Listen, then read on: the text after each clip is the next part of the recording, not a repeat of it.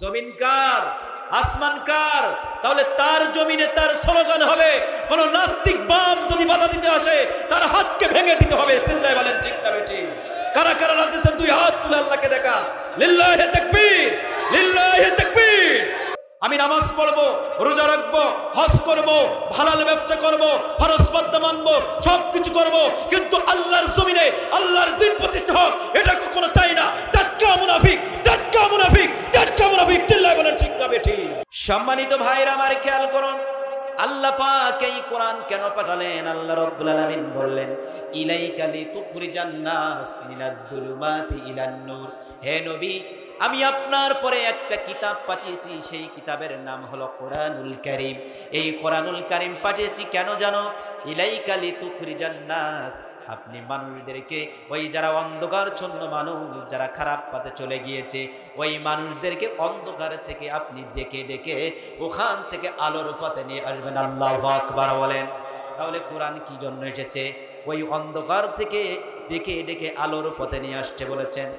সম্মানিত ভাইরা, আপনারা খেয়াল করুন, বলতে পারেন হুজুর আপনি তো ওইখানে অন্ধকারের কথা বললেন, আবার আলোর কথা বললেন, আমরা তো বুঝলাম না আলো কারে বলে, অন্ধকার কারে বলে, এটা জানার দরকার আছে না নাই? অন্ধকার মানে হলো শয়তানের আইন, তাগুতের আইন। বলেন অন্ধকার মানে কি? বলেন সবাই বলেন। অন্ধকার মানে হলো শয়তানের আইন, আবার তাগুতের আইন। তার মানে বলেন তো নামাজ না পড়া কার আইন? সবাই বলেন নামাজ না পড়া কার আইন?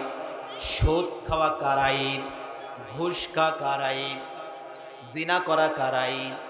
জনগণের মাল ভক্ষণ করে হাজারো হাজার কোটি টাকার মালিক হওয়া কার আইন? চিল্লায় বলেন কার আইন? তাহলে যারা হাজার হাজার কোটি টাকা, আপনার টাকা আমার টাকা আত্মসাৎ করে হাজারো হাজার কোটি টাকার মালিক হয়ে বিদেশে তারা বড় বড় বাড়ি করেছে, এইগুলোর নাম হলো অন্ধকার। চিল্লায় বলেন ঠিক না বেঠিক? আমার আল্লাহ বললেন এই কাজগুলো যারা করে ওইগুলো শয়তানের আইন, আমি আল্লাহর আইন না। ওই আইনগুলো যারা করে ওই আইনগুলো থেকে আপনি মানুষদেরকে বুঝায়া বুঝায়া, আমি আল্লাহর আইন মানে হলো আলো। আলো মানে কি? আলো মানে হলো কোরআনের আইন, আল্লাহর আইন। কি ঘুমাচ্ছেন আপনারা? আপনারা একটু সময় দেন, 10-5 মিনিট হইলে আপনারা জমে যাবেন ইনশাআল্লাহ। বলি আরো জোরে বলি ইনশাআল্লাহ। তাহলে বন্ধুরা খেয়াল করুন, এখানে বললেন শয়তানের আইন, তাগুতের আইন। এবারে বলেন তো শয়তানের আইন কাকে বলে, তাগুতের আইন কাকে বলে, এটা জানার দরকার আছে না নাই? আরো জোরে বলেন দরকার আছে না নাই? আমার আল্লাহ রাব্বুল আলামিন বললেন প্রত্যেক নবী রাসূলকে, যত নবী রাসূল এসেছেন সব নবী রাসূলকে আল্লাহ রাব্বুল আলামিন দুইটা দায়িত্ব দিয়ে পাঠিয়েছেন। বলেন কয়টা দায়িত্ব? সবাই বলেন কয়টা দায়িত্ব? আল্লাহ রাব্বুল আলামিন বলছেন, ওয়ালাকাদ বাআথনা ফি কুল্লি উম্মাতির রাসূলা আন ইবুদুল্লাহা ওয়াজতানিবুত তাগুত। আল্লাহু আকবার বলেন। আমার আল্লাহ রাব্বুল আলামিন বলেন, খেয়াল করুন সম্মানিত ভাইরা, এবার একটু মনোযোগ হন। আমার আল্লাহ বললেন এই পৃথিবীতে আমি যত নবী রাসূল পাঠিয়েছি প্রত্যেক নবী রাসূলকে আমি দুইটা দায়িত্ব দিয়েছি। তার মধ্যে প্রথম দায়িত্ব হলো আনি ইবুদুল্লাহ, আল্লাহর জমিনে আল্লাহর ইবাদত করবে। তার মানে কি শুধু নামাজ নাকি? ইবাদত মানে আল্লাহ যেগুলো করতে বলেছেন আর যেগুলো নিষেধ করেছেন ওইগুলো মানার নাম হলো ইবাদত। চিল্লায় বলেন ঠিক না বেঠিক? তাহলে সম্মানিত ভাইরা আমার খেয়াল করুন, প্রত্যেক নবী রাসূলের প্রথম যে দায়িত্ব হলো যে তোমরা আল্লাহর জমিনে আল্লাহর ইবাদত করবা, আল্লাহর জমিনে দিন কায়েম করবা। আর 2 নম্বর হলো ওয়াজতানিবুত তাগুত, আর তাগুতের আইনকে তোমরা বাদ দিবা। বলেছেন কে? আরো জোরে বলেন বলেছেন কে? দেখবেন এক শ্রেণীর মানুষরা সারা জীবন মসজিদের মধ্যে বসে বসে কালেমা তালকিন করলেন, কালেমার ব্যাখ্যা দিলেন, কালেমার তালকিন দিয়ে দাওয়াত দেয়। মসজিদে আছে না নাই? সারা জীবন কালেমা পড়েই গেলেন, কিন্তু কালেমার তাৎপর্য, কালেমার গুরুত্ব বুঝলেন না। বলেন এটা হবে? কালেমা পড়লেন কিন্তু আপনি বাস্তবে মানলেন না, এটা করলে কি হবে নাকি? হবে হবে। আসুন আমরা জানি, আপনিও কালেমা পড়েন, এখানে যারা আছে সবাই কালেমা পড়ে, কিন্তু মুখে কালেমা পড়ে কিন্তু বাস্তবে সেটা মেনে নেয় না। এরকম লোক আছে না নাই? আরো আসতে কোন আছে না নাই? আপনাদের লোকে আছে।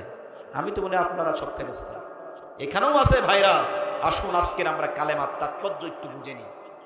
সম্মানিত ভাইরা আমার, এক শ্রেণীর মানুষ মনে করে আল্লাহর নবী হাদিস বলেছেন, মান ক্বালা লা ইলাহা ইল্লাল্লাহু ফাদাখালাল জান্নাহ, যে ব্যক্তি একবার বলবে লা ইলাহা ইল্লাল্লাহ, আল্লাহর নবী বলেছেন সে জান্নাতে চলে যাবে। জোরে কোন সুবহানাল্লাহ। এবার আপনাদেরকে একটু বুঝাই, জান্নাত কি মামুর বাড়ি নাকি? মামার বাড়ি গেলে দুধ কলা দিল আর ভাত খেতে দিল, এটা করলে এই যাই মনোরা, এটা করলে ডিস্টার্ব হচ্ছে তো। আপনি এখানে একটু করেন স্বেচ্ছাসেবক ভাইরা, এটা করলে আমার আলোচনা কি আমার ডিস্টার্ব হয়ে যাবে কিন্তু। সম্মানিত ভাইরা আমার, খেয়াল করুন, জান্নাত তো মামার বাড়ি না। মামার বাড়ি গেলাম, দুধ কলা ভাত দিলাম আর খেয়ে নিল, এত সহজ নয়। জান্নাতের পথে হলো কাটা বিছানো। চিল্লা বলেন কি বিছানো? জান্নাতের পিছনে হলো রক্ত দিয়ে ঘেরা। জোরে কোন ঠিক না বেঠিক? সম্মানিত ভাইরা আমার, খেয়াল করুন, আসুন আজকে আমরা কালেমার ব্যাখ্যা জানি, কালেমার তাৎপর্য জানি। আমরা সবাই তালকিন করি, কালেমা পড়ি আর বলি লা ইলাহা ইল্লাল্লাহ মুহাম্মাদুর রাসূলুল্লাহ, কিন্তু এই কালেমার অর্থ কি, কালেমার ব্যাখ্যা কি, এবার আসুন জানি আমরা একটু। আল্লাহ রাব্বুল আলামিন এর এই কালেমার মধ্যে কি বলছে, আমরা কি স্বীকার করছি আর একটু জানো। আমরা বলছি আল্লাহ ছাড়া কোনো মাবুদ নাই। কি নাই? শুধু কি মাবুদ নাই এই কিন্তু শেষ নাকি? তার মানে এই কথা বলার মানে হলো আল্লাহ ছাড়া কোনো মাবুদ নাই, আল্লাহ ছাড়া কোনো রিজিক দাতা নাই, আল্লাহ ছাড়া কোনো পালন কর্তা নাই। শুধু কি তাই, আল্লাহ ছাড়া কোনো আইন দাতা নাই। এই যারা কালেমা তালকিন করে, কালেমার দাওয়াত দেয়, বাড়ি ছেড়ে ছেড়ে বউ বাচ্চা রেখে কালেমার তালকিন করে, কিন্তু ওরা কালেমা মানে সব মানে, কিন্তু ওই কালেমায় যখন বলা হয় আল্লাহর জমিনে আল্লাহর দ্বীন কায়েম করো, তখন মানতে চায় না। এরকম মুনাফিক আছে না নাই? আরো জোরে বলেন আছে না নাই? মুনাফিক তো হলে আপনার কপালে জান্নাত জড়বে না। চিল্লা বলেন ঠিক না বেটি? আসুন আমরা সামনে আগাতে চাই।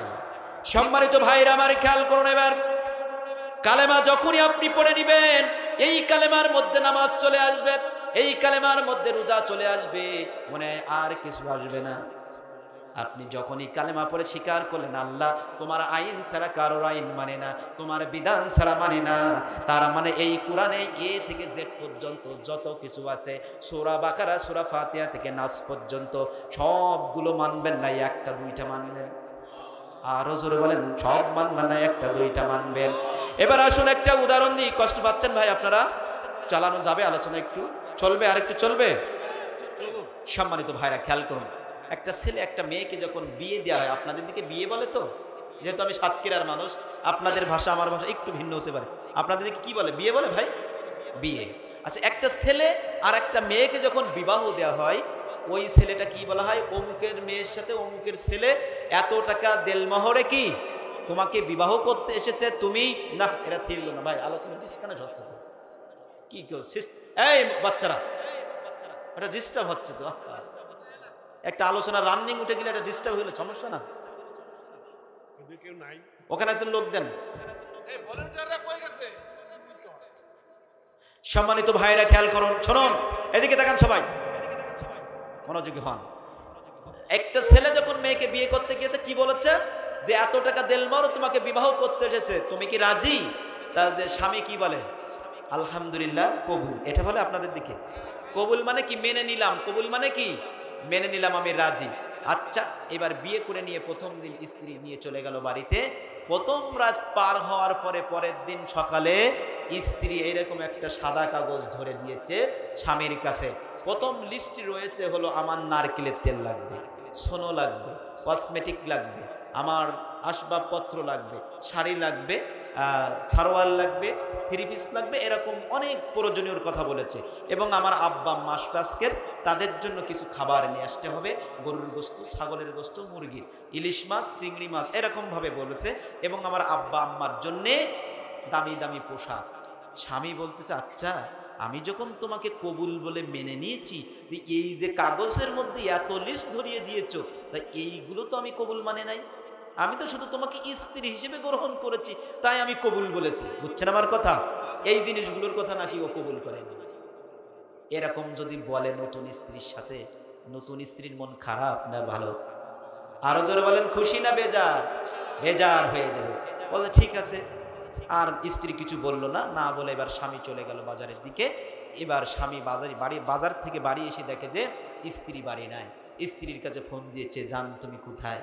বলছে আমি তো বাড়িতে নাই, আমি আমার এক বন্ধুর বাড়ি আছি, আজকের রাত থাকবো, আগামীকাল আসবো। এটা বললে কেমন হয়?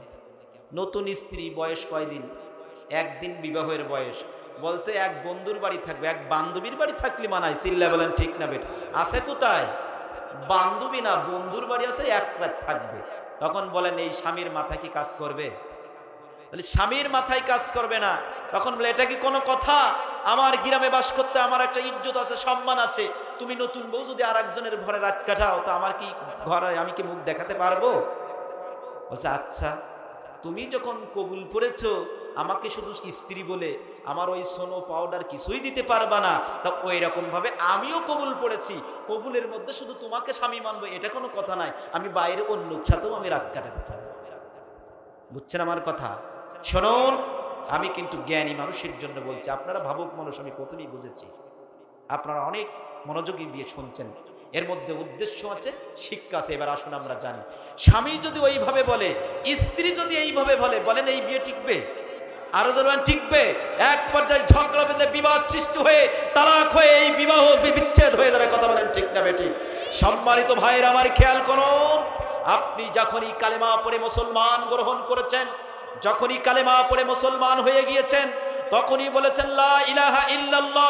ওই ইল্লাল্লাহর মধ্যে নামাজ ঢুকে গিয়েছে, লা ইলাহা ইল্লাল্লাহর মধ্যে রোজা ঢুকে গিয়েছে, ওই কালেমার মধ্যে ফরজ পর্দা ঢুকে গিয়েছে, হালাল ব্যবসা ঢুকে গিয়েছে, আল্লাহর জমিনে আল্লাহর দ্বীন প্রতিষ্ঠা করতে হবে, এটাও ঢুকে গিয়েছে। চিল্লায় বলেন ঠিক না বেটি? আপনি শুধুই বললেন যে না ওইগুলো মানবো, এইগুলো মানবো না। ওই রকম যেমন দুই স্বামী স্ত্রীর মধ্যে ঝগড়া বাঁধে তালাক হয়েছে, ওই রকম ভাবে যদি আল্লাহর সাথে আপনি একটা মানবেন একটা মানবেন না, ওরকম আল্লাহর সাথে আপনার ঝগড়া বেঁধে এক পর্যায়ে আপনি জাহান্নামের মধ্যে চলে যাবেন। চিল্লায় বলেন ঠিক না বেটি? সম্মানিত ভাইরা আমার খেয়াল করুন, আবার কিছু মানুষ মনে করে আমি নামাজ পড়বো, রোজা রাখবো, হজ করবো, হালাল ব্যবসা করবো, ফরজ পর্দা মানবো, সবকিছু করবো, কিন্তু আল্লাহর জমিনে আল্লাহর দ্বীন প্রতিষ্ঠা হোক এটা কখনো চাই না। টাটকা মুনাফিক, টাটকা মুনাফিক, টাটকা মুনাফিক। চিল্লায় বলেন ঠিক না বেটি?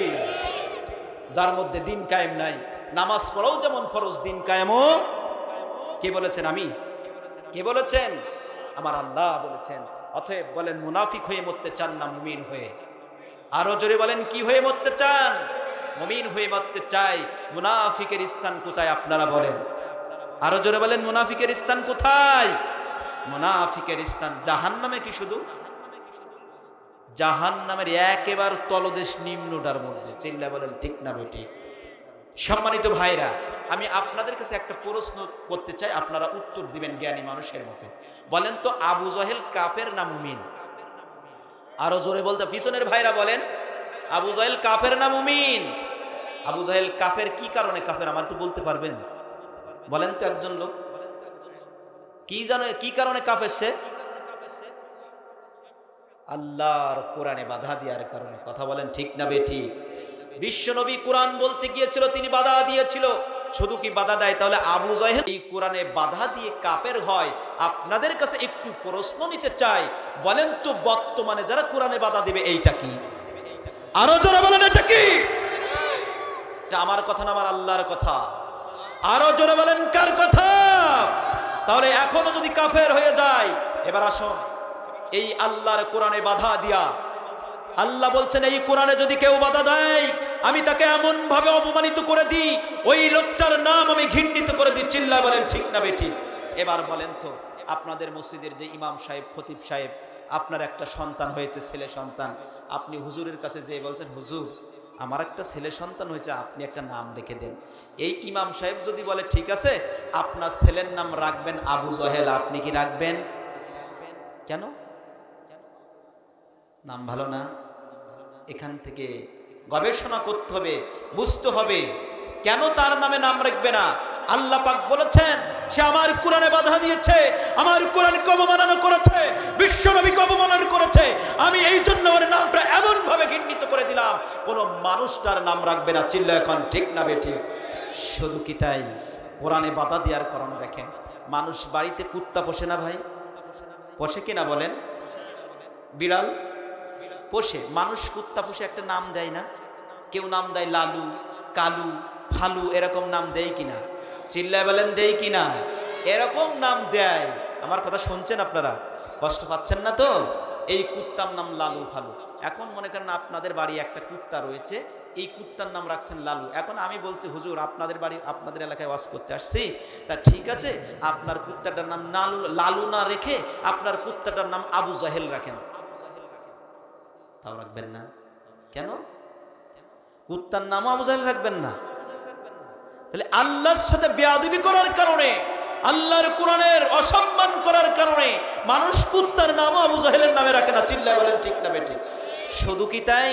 শুনুন, এই কথাগুলো বলার মানে কি, যারা কোরআনে বাধা দিতে আসবেন একটু মনে রাখবেন, ইতিহাস থেকে শিক্ষা নেবেন, এরকম আবু জাহেলের মতো কিন্তু ঘৃণিত হয়ে যাবে না। শুধু কি তাই? আবু জাহেলের যে বাড়িটা আন্তর্জাতিক টয়লেটখানা, চিল্লায় বলেন ঠিক না বেঠিক? কি কারণে বলেন তো এটা? কোরআনকে অসম্মান করার কারণে, আল্লাহর কোরআনে বাধা দেওয়ার কারণে।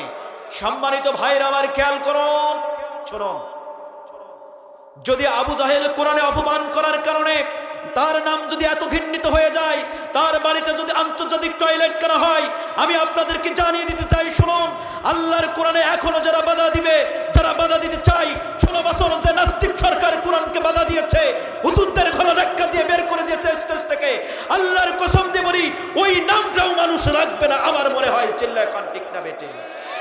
এই জালিম সরকারের নামটাও আল্লাহ পাক এরকম ঘৃণিত করে দিবেন। দেখেন, আমার এই ছোট্ট মেধা দিয়ে, এই আমার মাথা দিয়ে গবেষণা করেছি, আবু জাহেলের এই কথাগুলো আমি মিলাইছি, আর মনে মনে ভাবছি আল্লাহ, এই লোকটাও কোরআনে কম বাধা দেয় নাই, আলেমুদ আমাদের মিথ্যা হামলা দিয়ে তাদেরকে ফাঁসির কাস্তে ঝুলিয়ে শহীদ করেছে। আমার মনে হয় ভবিষ্যতে এমন একটা ইতিহাস তৈরি হয়ে যাবে, এর নামে কেউ নাম রাখবে না। চিল্লায় বলেন ঠিক না ঠিক? কষ্ট পাচ্ছেন ভাই? আল্লাহ রাব্বুল আলামিন কি বলছেন দেখেন, وقال الذين كفروا لا تسمعوا لهذا القرآن والغوا فيه لعلكم تغلبون। আল্লাহ তাআলা বলছেন, আবু জাহেলের কথাটা রেকর্ড করে দিয়েছেন। وقال الذين كفروا, আবু জাহেল ওই সময় বলেছিল যারা আল্লাহর কোরআনে বাধা দিবে তারা কাফের। যারা আবু জাহেল বলেছিল মুহাম্মাদের কোরআন শোনা যাবে না, শুধু কি শোনা যাবে, মুহাম্মদ যেখানে কোরআন পড়বে, কোরআন বোঝাবে, ওখানে তোমরা হট্টগোল বাধায়া দাও। কার কথা? আবু জাহেলের কথা আল্লাহ রেকর্ড করেছেন কোরআনে, বুঝছেন? তাহলে আমরা জানিয়ে দিতে চাই, বন্ধুরা শুনুন, খেয়াল করুন, এবার আমরা শুনুন, ভবিষ্যতে যারা কোরআনে বাধা দিয়েছে তারা যদি কাফের হয়ে যায়, আমরা জানতে চাই যারা 16 বছর নয়, সেই আবু জাহেলের থেকে যারাই কোরআনে বাধা দিয়েছে, এখনো যারা বাধা দিতে চাই, ভবিষ্যতেও যারা বাধা দিতে চাই, এরা টাটকা কাফের। চিল্লায় বলেন ঠিক না বেঠিক? সম্মানিত ভাইরা খেয়াল করুন, আমি যেহেতু সময় কম, আলোচনা দীর্ঘই করব না, আমি আস্তে আস্তে আপনাদেরকে শোনায় শেষ করব।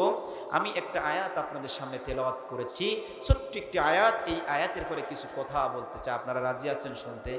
রাজি আছেন তো ইনশাল্লাহ? কষ্ট পাচ্ছেন না তো? বেশি সময় না, হয়তো আর আধা ঘন্টার একটু বেশি চালাবো ইনশাল্লাহ, যদি অনুমতি পাই আর একটু চালাবো ইনশাল্লাহ। বলি আরো জোরে বলি ইনশাল্লাহ, আপনাদের অনুমতি পাইলে চালাতে পারি। আসুন আমরা শুনি। এখানে আমি একটা আয়াত তেলাওয়াত করেছি, আল্লাহ পাক বলছেন ফাযকুরুনি আযকুরুকুম ওয়াশকুরুলি ওয়ালা তাকফুরুন। আল্লাহ পাক বলছে তোমরা আমাকে স্মরণ করো, আমি তোমাদেরকে স্মরণ করব, আর আমার কৃতজ্ঞ প্রকাশ করো, অকৃতজ্ঞ হয়েও না। এই আয়াতটি রয়েছে সূরা আল বাকারার 152 নম্বর আয়াত। বলেন কোন আয়াতে? সবাই বলেন কোন আয়াতে? সূরা বাকারার 152 নম্বর আয়াতে। এই সূরার মধ্যে, এই আয়াতের মধ্যে একটা শব্দ রয়েছে, শব্দটা হলো জিকির। শব্দটার নাম কি? জিকির। জাল কাপ র। কি বলেন? জাল কাপ র, জিকির। 3টা অক্ষরের নাই একটা শব্দ। আল্লাহ পাক দেখেন, এই জিকির শব্দের অর্থ কি? আমাদের পাকিস্তান, বাংলাদেশ আর ভারত, এই 3টা দেশে বেশি ভেজাল বাঁধে। কথা বলেন না কেন? আমরা এক শ্রেণীর মানুষ মনে করে জিকির মানে মনে হয় শুধু সুবহানাল্লাহ। আবার কেউ মনে করেন না হুজুর মনে হয় সুবহানাল্লাহর বিরুদ্ধে আসলেন না। সুবহানাল্লাহ এটা তো জিকির, কিন্তু এর বাইরে যে আরো কিছু জিকির আছে জানার দরকার আছে না নাই? আরো জোরে বলেন আছে না নাই? জাল কাপড়া জিকির। আসুন আমরা জানি, এই জাল কাপড়া জিকির শব্দের অর্থ জানবো। আমি আপনাদের জন্য 5টা আয়াত চয়েস করেছি। 5টা আয়াতে আল্লাহ পাক একই অক্ষর একই শব্দ কিন্তু অর্থ ভিন্ন ভিন্ন, একই অক্ষর একই শব্দ একে আর ভিন্ন ভিন্ন অর্থ। আজকের আমরা জানবো জিকির কাকে বলে। আমি সেদিন ইউটিউবের মধ্যে ঢুকলাম, ঢুকে দেখি যে জিকিরের নাম দিয়েছে কারেন্ট জিকির। কি জিকির? সবাই বলেন কারেন্ট জিকির। বলেন তো কোরআনে কি এই কারেন্ট জিকিরের নাম আছে? তা কারেন্ট জিকির কিরকম? হুজুর এখানে ওয়াজ করছে, ওখান থেকে শ্রোতারা এসে ঠাস করে হুজুরের অ্যাটাক করেছে, নাম দিয়েছে কারেন্ট জিকির। সেদিন আমার এক মসজিদের মুসল্লি বলছে, হুজুর এ গলা টিপা জিকির কি শেখেন আপনি? মানে গলা টিপা জিকির না। এবার ওর সাথে সাথে ফোনটা বের করে আমার কিছু দেখেন, হুজুর এই রে গলা টিপা জিকির। বুঝছেন? কোরআনে আছে এরকম কোন জিকির? আবার অনেকেই জিকির করতে করতে বাসে ঠেলে ওঠে, একটার পরে একটা ঘাড়ে ঠেলে ওঠে। আজকের আমরা প্রথমে জেনে নেব যে আল্লাহ কোরআন দিয়ে কিভাবে জিকির করতে বলেছেন। কষ্ট পাচ্ছেন আপনারা ভাই? আল্লাহ রাব্বুল আলামিন দেখেন আমাদেরকে জানিয়ে দিয়েছেন কিভাবে জিকির করতে হবে, কেমন ভাবে জিকির করতে হবে। আল্লাহর কোরআন যেটা বলবে ওইটাই আমাদের মেনে নিতে হবে। কেউ যদি তার বাবের আইন দাদার আইন প্রাধান্য দিয়ে যদি হুক্কা হুটান মানে আর বাসে ঠেলে ওঠে, ওইটা আমরা মানি না। কোরআন যেটা বলবে ওইটা মানার দরকার আছে না নাই? চিল্লা বলেন আছে না নাই? সম্মানিত ভাইরা আমার খেয়াল করুন, এবারে দেখেন আল্লাহ বলছেন ওয়াযকুর রাব্বাকা ফি নাফসিকা তাদাররুআন ওয়া খীফাতান ওয়া দুনাল জাহরি মিনাল কওলি বিল গুদুই ওয়াল আসাল ওয়া লা তাকুন মিনাল গাফিলিন। আল্লাহু আকবার বলবেন না? আরো জোরে বলেন আল্লাহু আকবার। আল্লাহ বলছেন শোনো শোনো ও গোলামেরা, শোনো তোমরা কিভাবে জিকির করবা। ওয়াযকুর রাব্বাকা ফি নাফসিকা, তোমার রবের মনে মনে স্বীকার করবা। ফি নাফসিকা মানে মনে মনে। কি বললেন? কে বলেছেন? জিকির কিভাবে করতে বললেন? ফি নাফসিকা মনে মনে। 2 নাম্বার বলেন তাদাররুআ, সুবিনয় বিনয়ের সাথে জিকির করো। তাদাররুআ ওয়া খীফাতান। 3 নাম্বার হলো তোমরা ভয় জড়িত কান্না জড়িত কণ্ঠে জিকির করো। 4 নাম্বার বলেন ওয়াদুনাল জাহরি মিনাল কওল, আর তোমরা অনুচ্চস্বরে জিকির করো না, মানে আস্তে আওয়াজে জিকির করো, বেশি জোর দিয়ে জিকির করা যাবে না। কয়টা নিয়ম? আরো জোরে বলেন কয়টা নিয়ম? সবাই বলেন কয়টা নিয়ম? তাহলে 4টা নিয়মে আল্লাহ জিকির করতে বললেন। নাম্বার 1 মনে মনে, 2 নম্বর বিনয়ের সাথে, 3 নম্বর হলো ভয় কান্না জড়িত কণ্ঠে, 4 নম্বর হলো উচ্চ আওয়াজে করা যাবে না, নিম্ন স্বরে আওয়াজে করা যাবে। তাহলে আল্লাহর আইন সূরা আরাফ, যাদের মোবাইল আছে রেকর্ডিং করেন, আয়াত নম্বর মনে রাখেন। সূরা আরাফের 205 নম্বর আয়াতে বলেন তো এইবার এটার বাইরে যারা জিকির করতে করতে গাছে ঠেলে ওঠে, মানুষের ঘাড়ে ঠেলে ওঠে, এটা কোরআনের জিকির না, তাদের বাপ দাদার জিকির। আরো যারা বলেন কার জিকির? এটা কোরআনের মধ্যে স্পষ্ট আয়াতে আল্লাহ পাক বলছেন, আর আপনি হুক্কা হু মারেন আর গাড়ি ঠেলে ওঠেন, এটা কি কোনো জিকির? বলেন বলেন, এটা কোনো জিকির হতে পারে না। বলেন তো এইটা কিসের মঞ্চ? বলেন বলেন, এটা হলো কিসের মঞ্চ? কোরআনের মঞ্চ। কথা কিসের থেকে হওয়ার দরকার? এটা কি রাজনৈতিক কোনো মঞ্চ নাকি? কোনো দলীয় মঞ্চ নাকি? আমরা আগে যেখানে যেতাম বলতো হুজুর দিনকাল ভালো না, কথা একটু মেপি জুবি বলেন। বলে আমি বললাম কেন? বলে উপরের চাপ আছে। কিসের চাপ? বলে উপরের চাপ আছে। আমি বললাম তোমার যে উপরের চাপ আছে, যে ওই ক্ষমতা দেখায় উপরের ক্ষমতা, তোমার 2 বার পাতলা পায়খানা হবে আর 3 বার বমি হবে, তুমি কথা বলেন। এই তো আমাদের ক্ষমতা, 2 বার পাতলা পায়খানা 3 বার বমি হলে আপনি আমি শেষ। আবার আমরা মস্তানি করি। আল্লাহ পাক সে কথাই বললেন, এই মস্তানি করে কোনো লাভ নাই। এবার আমি বললাম হুজুর আপনারা যে বলছেন উপরের চাপ আছে, আপনার উপরের চাপ হয়তো এমপি সাহেব, না হলে মন্ত্রী, না হলে প্রধানমন্ত্রী, তার চাইতে আছে নাকি? তার চাইতে আছে আর কোনো চাপ? কিন্তু আমার উপরে যে চাপ আছে, আলেম ওলামাদের উপরে যে চাপ আছে, স্বয়ং আল্লাহর উপরের আরশের থেকে চাপ আছে। আল্লাহর কসম দিয়ে বলি, যদি কোরআনের হক কথা না বলি, আল্লাহ বলছেন যারা কোরআনের হক কথা বলে না, এইটা টাটকা জালেম, এটা টাটকা জালেম। কার কথা? আর আরো জোরে বলেন কার কথা? আপনি মুফতি হতে পারেন, আপনি মুহাদ্দিস হতে পারেন, আপনি হুজুর হতে পারেন, বড় আলেম হতে পারেন, আল্লাহর হক কথা যদি গোপন করে রাখেন, মিষ্টি হালুয়া খাওয়ার জন্য আল্লাহর কথা যদি না বলেন, আপনি টাটকা বুড়ো জালেম বলেছেন কে? আরো জোরে বলেন বলেছেন কে? আমার আল্লাহ সূরা বাকারার 140 নম্বর আয়াতে বলছেন, ওয়ামান আযলামু মিম্মান কাতামা শাহাদাতান ইনদাহু মিনাল্লাহ। আমার আল্লাহ বললেন, যারা আমার কথাগুলো গোপন করে রাখে, হক কথা বলে না, সরকারের কাছে ভালো থাকার জন্য আমার কথাগুলো গোপন করে রাখে, আমি আল্লাহ ইন্টারোগেটিভ সেন্টেন্স দিয়ে বলে দিয়েছেন, জিজ্ঞাসা সূচক সেন্টেন্স দিয়ে বলে দিয়েছেন যে এর চাইতে বড় জালেম আর কে?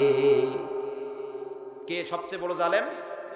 মুফতি হতে পারেন, মুহাদ্দিস হতে পারেন, যদি এই কোরআনের কথা গোপন করেন, আল্লাহর কসম দিয়ে বলি আপনার চাইতে জালেম আর কেউ নাই। এটা কিসের মান বলছি? আরো জোরে বলেন কিসের মঞ্চ? কথা কি এই মঞ্চের সভাপতির মতো হবে? কোন নেতার মতো হবে? এটা কোরআনের মঞ্চ, কোন সভাপতির মতো কথা হবে না, কোন নেতা কথার মতো কথা হবে না, একমাত্র আমি বক্তা আমার মতো কথা হবে না, আল্লাহর কোরআন থেকে কথা হবে। কে খুশি হবে, কে বেজার হবে, আমার দেখার বিষয় না। আমার মতো কোনো কথা চলবে না, একটাই জীবন। সম্মানিত ভাইরা আমার খেয়াল করুন, আমি আপনাদের জন্য 5টি আয়াত চয়েস করে নিয়ে এসেছি। জিকির শব্দের অর্থ কি আজকের আমরা বুঝে যাব। একবার একটু শুনুন, আমরা জিকিরের উদ্দেশ্যের মধ্যে ঢুকে যাই। আমার আল্লাহ রাব্বুল আলামিন আপনাদের প্রথম যে আয়াতটা আমি চয়েস করেছি, প্রথম অর্থ আল্লাহ পাক জাল কাপড়া জিকির শব্দের অর্থ দিয়েছেন কোরআন। আমার সাথে বলেন কি? জিকির শব্দের অর্থ কি? আরো জোরে বলেন কি? আল্লাহ পাক বলেন, ইন্না নাহনু নাযালনা যিকরা ওয়া ইন্না লাহু লাহাফিযুন। আমার আল্লাহ রাব্বুল আলামিন বলছেন, আমি নিশ্চয়, বিশ্ব নবীকে বললেন, আমি আপনার পরে নিশ্চয়ই জিকির নাজিল করেছি। তার মানে এখানে জাল কাপড়া জিকির মানে হলো কোরআনের কথা বলেছেন। আমি আল্লাহ আপনার পরে কোরআন নাজিল করেছি, আর আমি এই কোরআনকে হিফাজত করব, সংরক্ষণ করব। জোরে কোন সুবহানাল্লাহ। বলেন এই কোরআনের মালিক কে? কে নাজিল করেছেন? কেউ যদি এই কোরআনকে বাদ দিতে চায়, উৎখাত করতে চায়, হিফাজত করবেন কে? কেউ কি উৎখাত করতে পারবে নাকি? কারোর ক্ষমতা আছে নাকি? কারোর ক্ষমতা নাই। আল্লাহ রাব্বুল আলামিন সে কথাই বললেন, ইউরিদুনা লিইউতফিউ নূরাল্লাহি বিআফওয়াহিহিম ওয়াল্লাহু মুতিম্মু নূরিহি ওয়ালাউ কারিহাল কাফিরুন। আল্লাহু আকবার বলেন। আমার আল্লাহ পাক বলছেন, ইউরিদুনা, এক শ্রেণীর মানুষ চাই, তারা মুখের ফু দিয়ে আল্লাহর দ্বীনকে নিভাইয়া দিতে চাই। চিল্লাহ কোন আছে না নাই? তাদের মুখের ফু দিয়া কাফেররা, যারা ইসলামের বিরোধী, ইসলাম প্রতিষ্ঠা করতে দিতে চায় না, আল্লাহর আইন প্রতিষ্ঠা করতে দিতে চায় না। তার মানে আল্লাহর আইন যদি প্রতিষ্ঠিত হয়ে যায়, তাহলে তো ওরা বড় বড় বোতল খেতে পারবে না। ওরা জানে যে আল্লাহর কোরআন যদি এই দুনিয়ায় প্রতিষ্ঠিত হয়ে যায়, কোরআন বলেছে তোমরা চুরি করলে হাত কেটে দাও, কিন্তু আমরাই তো এমপি মন্ত্রী, আমরাই তো হাজার কোটি টাকা চুরি করি। অতএব কোরআন যদি এই জমিনে প্রতিষ্ঠিত হয়ে যায়, আমি এমপি মন্ত্রী, আমাদের হাত আগে কাটা পড়বে। এই জন্য তারা সব সময় বাধা হয়ে দাঁড়ায়, যেন আল্লাহর জমিনে আল্লাহর কোরআন প্রতিষ্ঠা না হয়। আছে না নাই? আরো জোরে বলেন আছে না নাই? আল্লাহ সে কথাই বললেন, তোমাদের কেউ যদি মুখের ফু দিয়া যদি নিভাইয়া দিতে চায়, পারবে না, পারবে না। 1500 বছর আগে আমার আল্লাহ বলে দিলেন, ওয়াল্লাহু মুতিম্মু নূরিহি ওয়ালাউ কারিহাল কাফিরুন। আমি আল্লাহ আমার কোরআনের আইন জ্বালায়া দিব। জোরে কোন সুবহানাল্লাহ। আরো জোরে বলেন সুবহানাল্লাহ। কিছু কিছু মূর্খ মানুষ, নেতারা বলে কোরআনের সাথে রাজনৈতিক সম্পর্ক নেই। কি বলে? সবাই বলেন। বলে কোরআনের সাথে রাজনৈতিক সম্পর্ক নাই। এরকম কিছু মানুষ আছে না নাই? আজকের জানবেন, আজকের শুনুন, কোরআনের সাথে রাজনীতির কি সম্পর্ক আছে না নাই? এবারে বলেন, যদি কোরআনের সাথে রাজনৈতিক সম্পর্ক না থাকে, আপনাদের কাছে একটু প্রশ্ন দিলাম, বলেন তো আমার আল্লাহর নবী কেন 10 বছর কোরআন দিয়ে রাষ্ট্র চালালেন? কোরআনের রাজনীতি আছে? তাহলে যদি না থাকে আল্লাহর নবী না শুধু হযরত আবু বকর, হযরত উমর, হযরত আলী, হযরত উসমান রাদিয়াল্লাহু তাআলা আনহু, এই চার সাহাবা বলেন কি দিয়ে রাষ্ট্র চালিয়েছেন? আরো জোরে বলেন কি দিয়ে রাষ্ট্র চালিয়েছেন? তাহলে সব সাহাবারা আল্লাহর নবী 10 বছর কোরআন দিয়ে রাষ্ট্র চালিয়েছেন। বলেন তো তাহলে কোরআনের সাথে রাজনৈতিক সম্পর্ক আছে না নাই? কেউ যদি বলে কোরআনের সাথে রাজনৈতিক সম্পর্ক নাই, সে তার ঈমান থাকবে না। নতুন করে কালেমা পড়ে মুসলমান হওয়ার দরকার আছে না নাই? সম্মানিত ভাইরা আমার, কোরআনের সাথে রাজনৈতিক সম্পর্ক আছে কি? আমি একটু কোরআনের আয়াত দিয়ে বলতে চাই। আপনারা কষ্ট পাচ্ছেন নাকি? কষ্ট পাচ্ছেন না তো? আল্লাহ রাব্বুল আলামিন দেখেন কি বলছেন। আল্লাহ বলছেন সূরা আল ইমরানের 26 নম্বর আয়াতে আমার আল্লাহ বলছেন, কুলিল্লাহুম্মা মালিকাল মুলকি তুতিল মুলকা মান তাশা ওয়া তানজিউল মুলকা মিম্মান তাশা। আল্লাহু আকবার বলেন। আল্লাহ রাব্বুল আলামিন বলছেন আমি যাকে ইচ্ছা তাকে রাষ্ট্র ক্ষমতা দান করি। আল্লাহু আকবার। আবার আমি আল্লাহ যাকে ইচ্ছা তাকে রাষ্ট্র ক্ষমতা কেড়ে নিই। এখন বলেন তো এর মধ্যে রাজনৈতিক সম্পর্ক আছে না নাই? এর মধ্যে কি আছে? রাষ্ট্রের কথা আছে না নাই?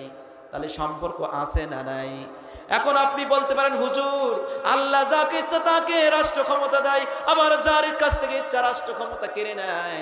এখন আমার এক উস্তাদের কাছে, যশোর থেকে আমার এক উস্তাদ, যশোর মনিরামপুরে আপনারা নাম শুনেছেন, ওখানে আমার এক উস্তাদের কাছে এক আওয়ামী লীগের এমপি বলেছিল হুজুর শোনেন।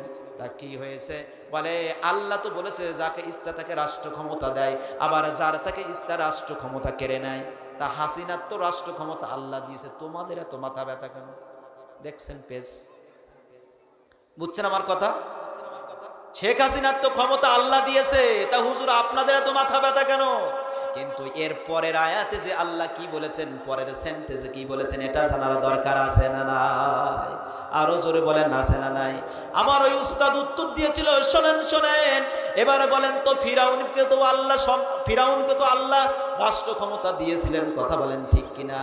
কিন্তু এর পরের আয়াতে আমার আল্লাহ বলছেন আমি যাকে ইচ্ছা রাষ্ট্র ক্ষমতা দিই, আবার যার কাছ থেকে ইচ্ছা রাষ্ট্র কেড়ে নিই। কিন্তু পরের কথাটা আল্লাহ বললেন আমি যাকে ইচ্ছা রাষ্ট্র ক্ষমতা দিয়ে সম্মানের সাথে বিদায় দিই, আবার যাকে ইচ্ছা আমি রাষ্ট্র ক্ষমতা দিয়ে অপমান করি। বলেন না কেন? ফিরাউনকে রাষ্ট্র ক্ষমতা দিয়েছিলেন কে? তিনি কি সম্মানের সাথে বিদায় নিয়েছেন না অপমানের সাথে? সবাই বলেন বলেন তো নমরুদের রাষ্ট্র ক্ষমতা কে দিয়েছিলেন? সে সম্মানের সাথে বিদায় হয়েছে না অপমানের সাথে? বলেন তো আবু জাহেলের রাষ্ট্র ক্ষমতা কে দিয়েছিলেন? তিনি আবু জাহেল সম্মানের সাথে বিদায় হয়েছে না অপমানের সাথে? বলেন তো 16 বছরে যে দেশ চালাইছে বুবুজান, এ কি সম্মানের সাথে হয়েছে না অপমানের সাথে? আমার কথা বুঝেছে?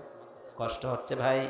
তার মানে এখান থেকে বুঝতাম যাকে ইচ্ছা তাকে রাষ্ট্র ক্ষমতা দেয়, কিন্তু রাষ্ট্র ক্ষমতা দিয়ে আল্লাহ বললেন আমি তাদেরকে 4টা জিনিস আমি তাদের দায়িত্ব দিই, এই 4টা কাজ যদি তারা না মানে, আমি আল্লাহর আইন যদি তারা না মানে, রাষ্ট্র ক্ষমতা দিয়ে আমি তাদেরকে অপমানের সাথে বিদায় করি।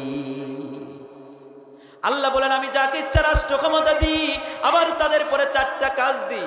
যদি কেউ এই 4টা কাজ যদি কেউ মেনে নেয়, আমি আল্লাহ তাদেরকে সম্মানের সাথে বিদায় করি। জোরে কোন সুবহানাল্লাহ।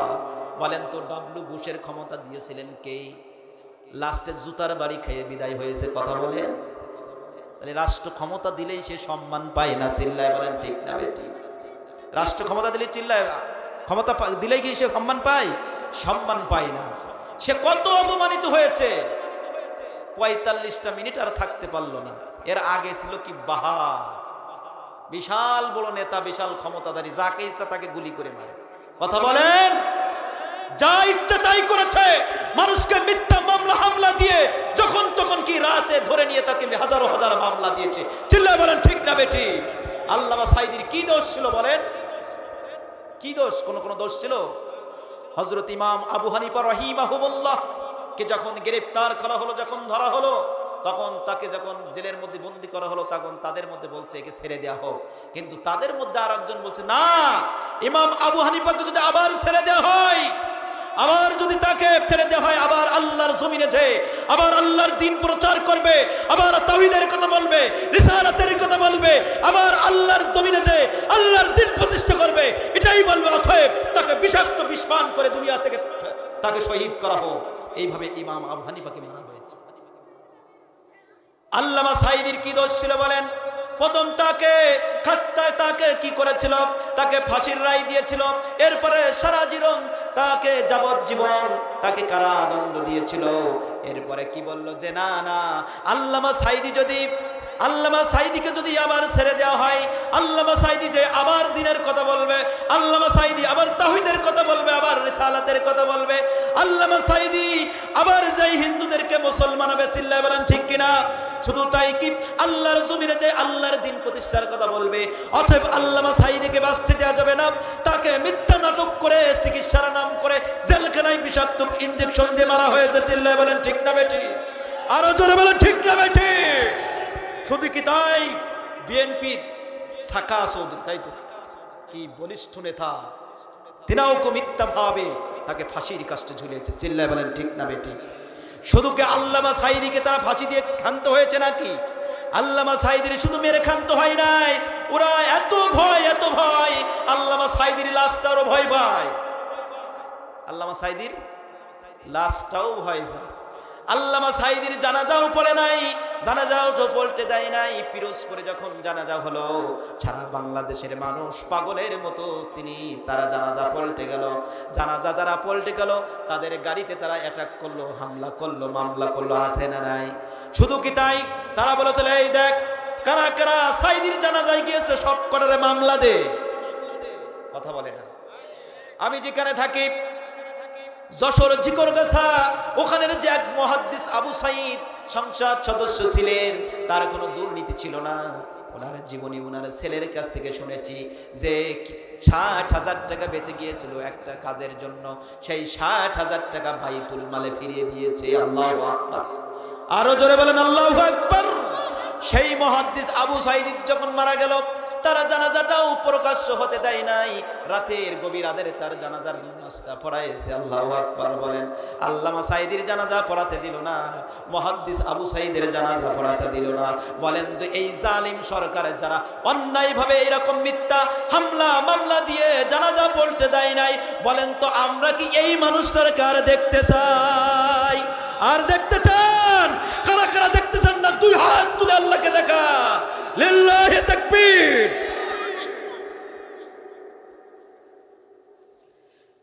সম্মানিত ভাইরা আমার, খেয়াল করুন, তাহলে কোরআনের সাথে রাজনৈতিক সম্পর্ক আছে। এবার একটু জানুন। আল্লাহ বললেন আমি রাষ্ট্র ক্ষমতা দিই, তাদেরকে 4টা দায়িত্ব দিই। এই 4টা দায়িত্ব না মানলে আমি তাদেরকে অপমানের সাথে বিদায় করে দিই, আর যদি এই 4টা কাজ মানে আমি তাদেরকে সম্মানের সাথে বিদায় করি। জোরে কোন সুবহানাল্লাহ, আরো জোরে বলেন সুবহানাল্লাহ। এইবার দেখেন আল্লাহ বলছেন সেই 4টা কাজ, আল্লাযীনা ইম্মাক্কান্নাহুম ফিল আরদি আকামুস সালাহ ওয়া আতুজ যাকাতা ওয়া আমারু বিল মা'রুফ ওয়া নাহাউ আনিল মুনকার। আল্লাহু আকবার বলেন, আরো জোরে বলেন আল্লাহু আকবার। আল্লাহ বলেন আমি যাদেরকে রাষ্ট্র ক্ষমতা দিই, আমি যাদেরকে রাষ্ট্রের দায়িত্ব দিই, তাদের এরপরে 4টা কাজ আমি আল্লাহ ফরজ করি। 1 নম্বর হলো তারা হলো আমার জমিনে নামাজ কায়েম করবে। বলেন কি কায়েম করবে? সবাই বলেন কি কায়েম করবে? নামাজ কায়েম করবে। এবার দেখেন আমার আল্লাহ রাব্বুল আলামিন নামাজ কায়েমের কথা বললেন। 2 নম্বর বললেন যাকাতের বিল পাস করবে। কি বিল পাস করবে? জাকাতের বিল পাস মানে হলো 200 টাকা শাড়িয়াল লুঙ্গির নাম জাকাত না? এখন তো বিষয় আমার ওঠানো যেত, ওদিকে যাচ্ছে না। তারা জাকাতের বিল পাস করবে। 3 নম্বর তারা সৎ কাজের আদেশ দিবে। 4 নম্বর হলো অসৎ কাজে বাধা দিবে। বলেন তো যে 16 বছর এই স্বৈরা শাসক ছিল, বলেন তো এই 4টার একটাও কি প্রতিষ্ঠা করেছে? একটাও করে নাই। এবার দেখেন আল্লাহর কথা কত সুন্দর, কত সত্য। আল্লাহ বললেন এই 4টা কাজ যারা করবে না আমি তাকে অপমানের সাথে বিদায় করে দিব। শোনো শোনো, শুনে রাখো, যারা এই বিধান মানবে না আল্লাহ পাক তাদেরকে রাষ্ট্র ক্ষমতায় দিবে, কিন্তু যখনই বুঝবে না আল্লাহ পাক এমন করে দিবে ওই দলটার নামও নাম মুখে নিতে পারবে না। বুঝেছেন আমার কথা? এবার আসুন সম্মানিত ভাইরা আমার, তাহলে জাল কাপড়া জিকির শব্দের 1 নম্বর অর্থ কি বলেন? কোরআন সবচেয়ে ইম্পর্টেন্ট গুরুত্বপূর্ণ হলো কোরআন আপনার ব্যক্তিগত জীবন থেকে নিয়ে পারিবারিক সামাজিক রাজনৈতিক অর্থনৈতিক আন্তর্জাতিক লেভেল পর্যন্ত এই কোরআন দিয়ে আপনার জীবন পরিচালনা করা এইটাই হতো সবচাইতে বড় জিকির।